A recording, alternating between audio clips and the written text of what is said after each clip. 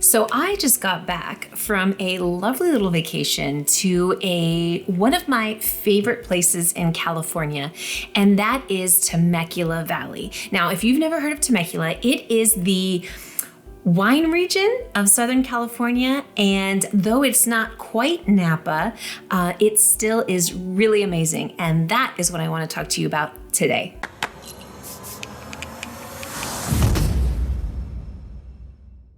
Really quick before we jump into it, I've been getting a question a lot lately, and it's something that I'm often asked over my 20 years of working in this industry, and that is, with so many travel websites available today, how in the heck do I know which one to go to that's gonna really give me the best price, that's gonna actually give me information I can trust, that I can actually rely on? So what I've done is we've put together a free resource to help answer that question. So we've culled through all of the travel websites available today. We found the ones that give you the best pricing, that give you reliable information most of the time, but the best pricing most of the time. And we put together a cheat sheet, a travel planning cheat sheet. So it tells you exactly who to go to for what, depending on what it is. It tells you what order to go in so that you can plan the most spectacular vacation possible. It helps you save time, it helps you save hundreds, if not thousands of dollars, and it helps save stress when you're on your vacation because it covers all the little details. So if you'd like your copy, you can download it for free in the link below. Okay, enough of that. Let's go ahead and get back into it. So as I said, I want to talk to you about Temecula, California. Now, this is a great option if you are planning to visit the LA area, the San Diego area, and you're wanting either a day trip or perhaps a weekend trip away from those main cities. If you live in any of those areas or live in Orange County and you're looking for a great weekend getaway, if you are anywhere in California or Arizona or Nevada or anywhere within driving distance, or if you're willing to flying distance from Southern California, Temecula is a fantastic place to go. It is one of my favorite places in California, one of what I would consider a hidden gem of California. And today I wanted to talk to you about how to plan a trip there, what the possibilities are, and the ways you can maximize a trip to have a really spectacular vacation to Southern California. So this is meant as travel inspiration, as well as maybe some tips and tricks on where to stay, what to do, where to eat, and all of the fun stuff that goes along with it. So let's go ahead and dive in. So the first thing I want to talk to you about when you're going, as I said, it is in Southern California, so it's an easy day trip or weekend trip from LA, Orange County, or San Diego. It is only about an hour-ish from San Diego, about an hour and a half from Orange County, and I guess about 2 hours-ish from LA, depending on traffic. And then if you're coming in, if you want to fly into any of those three areas, it would be easy to get to.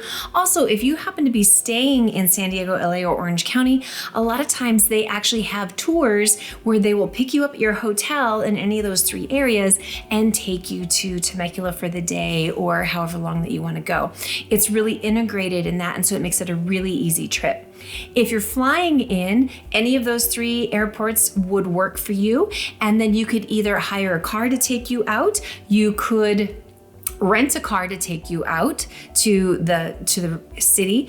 Uber would be a little bit too far because the minimum time frame you'd be going would be about an hour. So that might be a little bit too far. You can also come into Ontario, would be a tiny bit closer, but that's still about an hour. So that'd be a little too far to Uber. So I would recommend, if you're flying in, to go ahead and rent a car to drive out to the area, or if you wanted to hire a car and do it that way, that would be a good way to go. Okay, so now that you're there, where should you stay and what you should do? Now, if you're gonna be staying for the night or the weekend, which I definitely recommend staying for the weekend because there is really quite a lot to do and see. And if you're only there for the day, you're really stuck and minimized on what you can do. However, like I said, it is a good day trip. So you can always go hit some wineries, go to a really great restaurant, and then go home at the end of the day. That's totally fine, and it would still be a fantastic day trip. But if you have the time, I would spend the night. And when it comes to lodging options, there are so many different things that you can get. You can get everything from the budget-friendly, cheaper hotels. They won't be in where the wineries are, but they're only maybe 15, 20 minutes away. So it wouldn't be that far. It would be an easy either drive if you wanted to, though I don't recommend driving yourself when you're wine tasting, or it would be, a quick Uber or taxi ride.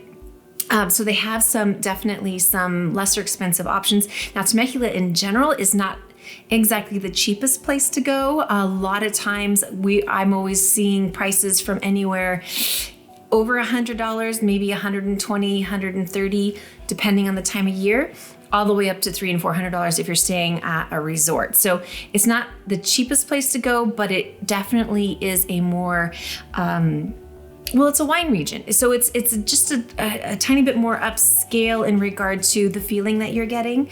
It has really great food, wonderful wineries, a lot of things to see and do. So it's just a tiny bit elevated. I don't know if I'm explaining that correctly, but that's kind of the idea that you have. So when it comes to lodging, you could do the budget-friendly lodging, a little bit outside of where the wineries are, and then easily get to them.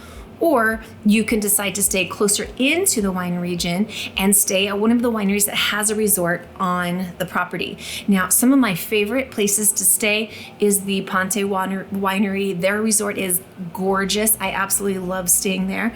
I've stayed at South Coast Winery.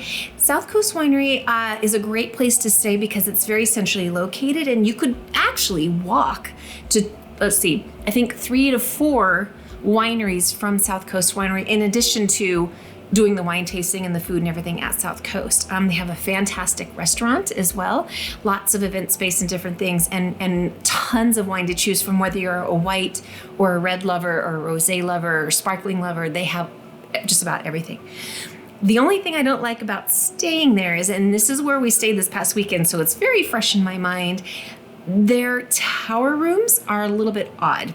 Now, the tower rooms are the less expensive of the rooms that are available, but it was very oddly laid out and everything didn't really make sense. The beds were uncomfortable. I hate to say it. The sheets were the kind where you felt almost like you were sleeping on plastic because you would be cold but sweating, which I still don't understand how that happened. So I wouldn't necessarily recommend staying there unless you're staying in one of the nicer rooms, but I can't imagine the bedding is much different in the nicer rooms. Maybe I'm wrong, maybe it is better, but this is just what our experience was this past weekend. So South Coast Winery is a great central location if you're wanting to stay in the wine area and easily be able to get to a lot of different wineries. However, maybe don't stay there as far as lodging goes. Right next door to it is the Ponte Vineyard, which does have a resort, and they are fantastic. Also, kitty corner to them and across the street is Carter. However, Carter Winery is owned by the same people that own South Coast, so that I'm not sure if the lodging will be comparable or better. But in addition to that, there are other wineries that have a lot of lodging options, a lot of bed and breakfast type situations. A lot of times you can get the room and it comes with wine tasting, or it comes with dinner, or it comes with other packages and things that you can do. And so it makes it a really fantastic getaway. I love to go here when it's our anniversary, my husband and I anniversary. We go there all the time. It's a very romantic place to go, as well as there's tons of bachelorette parties and things of that nature, and baby showers and things like that. A lot of people do there as well. But it's also fun to go just for like a girlfriend's weekend or a friend's weekend or something like that. So lodging, I'm sorry, I keep straying from the point. So you can stay in a winery. You can stay a little bit more budget friendly. You can stay at the casino. There is Pechanga Casino available there as well, which you can stay in. It's your typical casino resort where they have a spa and a pool, which it's COVID right now, so those things aren't open, but they will be eventually. And then you have the full casino, which is open during COVID. You just have to wear your mask when you go there. So if you want something that has more nightlife and more stuff to do all throughout the day, that might be a great option for you. There's also resorts like Temecula Creek Inn, which is near the casino. Now, the casino is a good 20, 30 minutes away from where the wineries are. But again, if you've driven, or if you're willing to take an Uber or a taxi, or if you take a wine tour, say you get a limo or you do a sedan that takes you on a tour, it's still within reason. It's still in the Temecula area, so it's not like you're way far away. out in that area where the casino is also a resort called Temecula Creek Inn, which was the first place I stayed when we went to Temecula. It is a fantastic resort and I do recommend it. A lot of times they have packages that include a day of wine tasting, all of your wine tasting tickets, picnic lunch, dinner. They have some really, really great packages that are available. And then they are also on a golf course. So golf is also something that you can do if you enjoy that, as well as a spa and wonderful, wonderful food. So lodging, a lot of different options. My recommendation, if you are going to be staying there, is to look first on Google Hotels. And I have a video about how to do that and the little tips and tricks to find the absolute best pricing. And I will link that in a card above. I always forget what side it's on. And then go ahead and book where you find that works out the best and can find the best price for that. So that is lodging. Now, let's move on to the main star of the show when you're going to Temecula, and that is the wineries.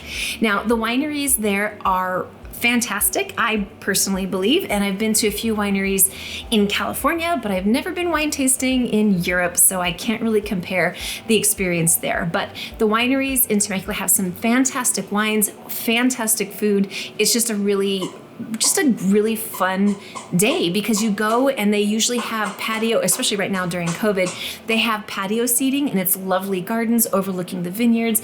They have misters when it gets a little too hot because it can get up into the hundreds in the summer, not always, but it can get quite hot in the summer. In the afternoons, at about 3 o'clock, a really lovely breeze blows through. So even on the hottest days, it's actually very pleasant at night and in the evening and at sunset. So when you go to the wineries, it's just a very relaxing, enjoying the wines, having a lot of different things to explore and taste, and just having gorgeous views, good food. It's just kind of that experience. I hope I'm conveying it fully so that you can fully understand and appreciate what you could do there. They have, during COVID, if you decide to go now, a lot of the wineries require reservations to go. So what I would do is simply look on the websites on YouTube perhaps, or Yelp, find out which wineries you would like to hit or go to. And then you would just need to look up each of those wineries and find out what their current COVID regulations are, if they require reservations or if you can just go first come, first serve. And right now I would say it's about 60-40. About 60% I had to have a reservation, about 40% I was fine. So that is one of the options that's available. There are dozens of wineries available. You could literally spend every single day going to wineries if you stayed the weekend and not hit the same winery twice. There's that many different wineries. And then also there's some that are known for their reds, some that are known for their whites, and a good mix. So just depending on what you like, also some sparkling. There's some really fantastic sparkling wines available as well. So depending on what you like, you can really focus in and hit those wineries that more cater to your preferences and your tastes with regard to your wine. Now, one note that I personally prefer, but this depends on you. If you are the kind of person that you get really energized from crowds and lots of people and lots of things going on, then I recommend going to the wineries that are on Rancho California. Now, Rancho California is the main road through the wine country, the wine region, and it has a ton of wineries on it. It is also where most of the tours, most of the buses, most of the things will drop people off. So those wineries are typically more crowded. If that is something that excites you and gives you energy and you really love, fantastic. Stick to the wineries that are on Rancho California. Now, if you do not like crowds and you want to have a more intimate setting, you maybe want it to be a little quieter, much fewer people, a little bit different ambiance, which is my personal favorite. I really don't like crowds all that much. So my favorite is to go on the other wineries, and you want to get off of Rancho California and spread out. And if you look at the maps and you look at the Temecula Valley wine website, which I will go ahead and link below, you can see that there are a lot of wineries kind of on the outer streets from there and up into the hills and other areas from there. One of them I highly recommend is Lumiere.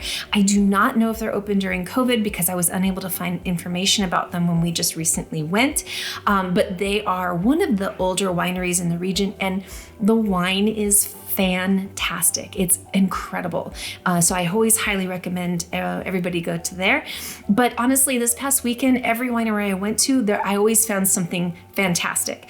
I don't always like all of the wine, but they have enough of a choice that I was always able to find something that I really enjoyed. So just depending on crowds, if you want to stay on Rancho California wineries, if you want to stay away from the crowds, hit the ones on the outside.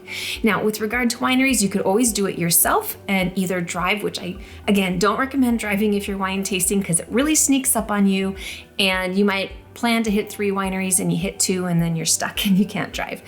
So I always recommend either taking an Uber or a tour. So many tours available. And again, I'm going to link that below because the main Temecula Valley website has a link to a lot of tour companies.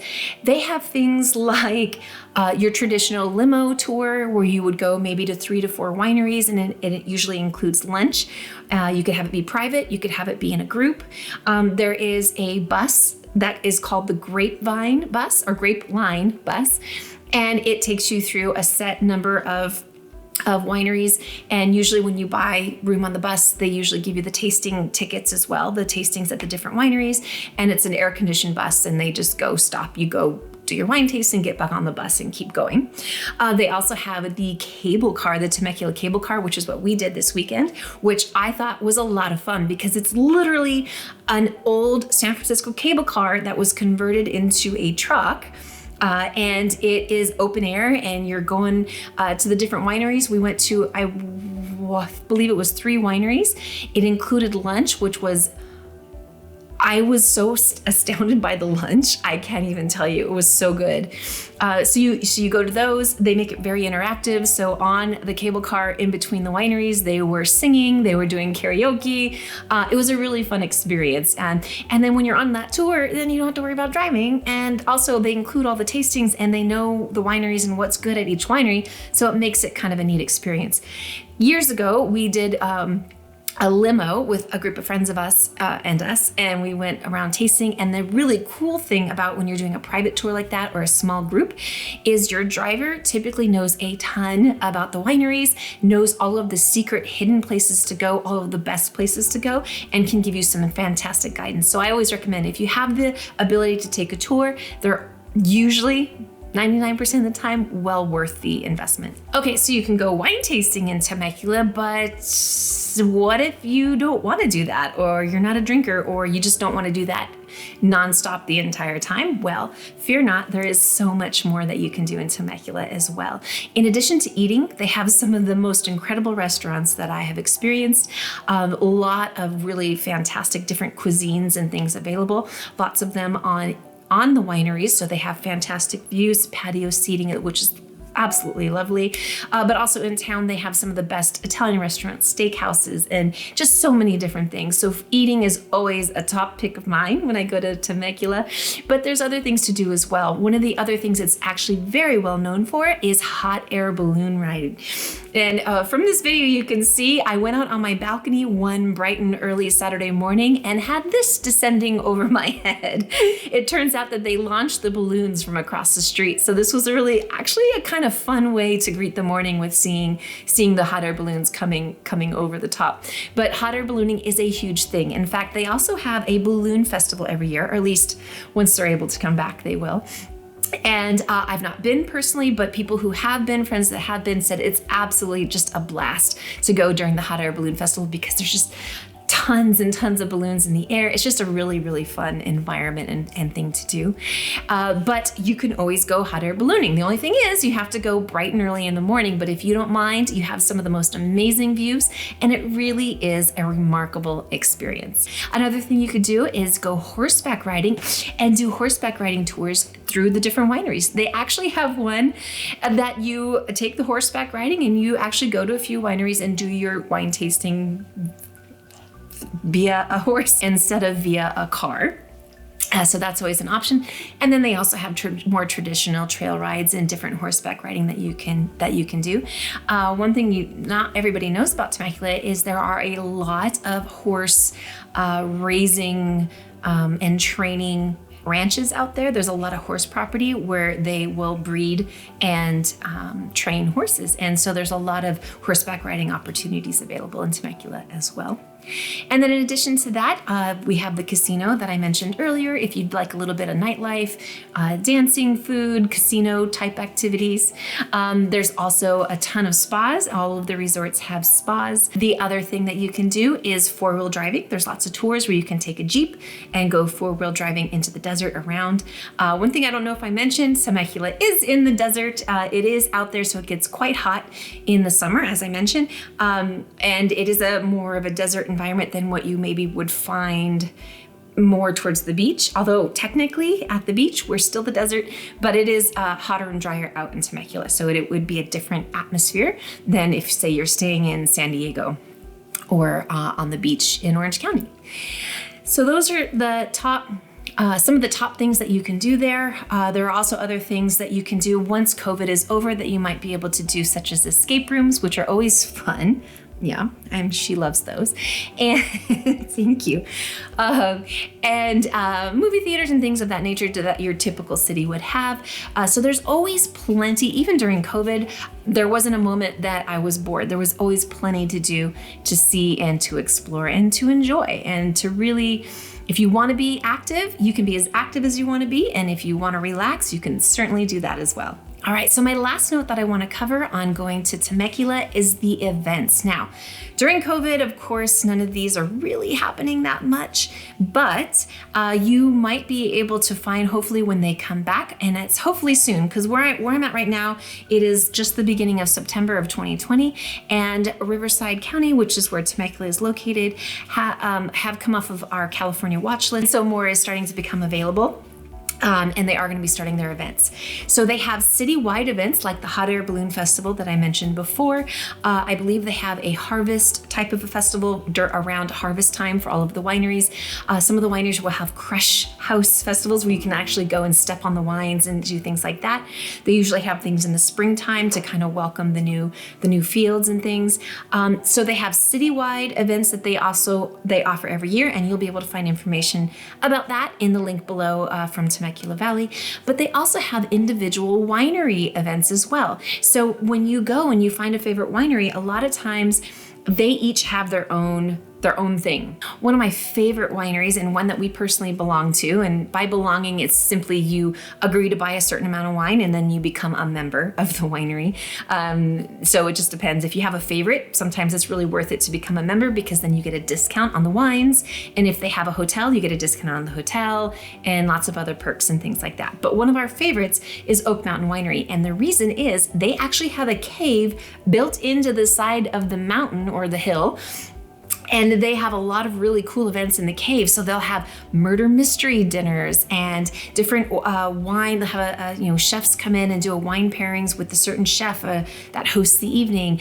Some of them even have different galas and balls. Some of them have movie nights. Some of them have vacations that you take and different things that you can do. So depending on when you're going and the wineries you'd like to go to, they might be having an event that might make it extra special and something you can add to your trip just to kind of give it a little more to make it just the perfect vacation. Okay, so that is my wrap up on Temecula Valley. Now, if you have questions about it, I am more than happy to share what I've learned and what I know from years of going there. And please go ahead and comment below or ask your question below. I'd be happy to answer and respond.